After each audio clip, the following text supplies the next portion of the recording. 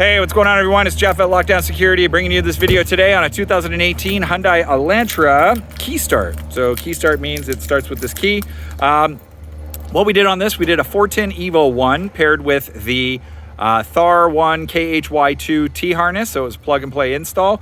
And then we added the RF641W one-way RF kit. The reason why we had to add this RF kit is these key start Hyundais with the factory OEM remote that looks like this, they're not compatible for 3-lock start. So what we had to do is we had to add the 410 key fob. And I'm just going to go through a couple of functionalities. So you hit lock, you'll see there the vehicle locked. If I hit it a second time, beeps the horn. If I hit unlock, basically unlocks the doors. If I press and hold the minus button, pops the trunk, all from 3,000 feet away as well. And then I'm just going to come back over here and I'm going to show you the remote start capability. If I press the third button here,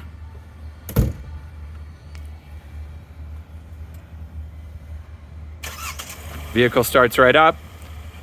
It's going to run for 15 minutes. If I want, I can get into the vehicle, I can drive away, and I'll have a nice warm car in the winter or a nice cool car in the summer, provided I leave the climate controls on and whatever setting I want them to turn on in. This system comes with 2 of these RF641W key fobs, and we also provide install service here at Lockdown Security, or we can sell it to you if you want to do it a do-it-yourself installation. We sell the kits for this car.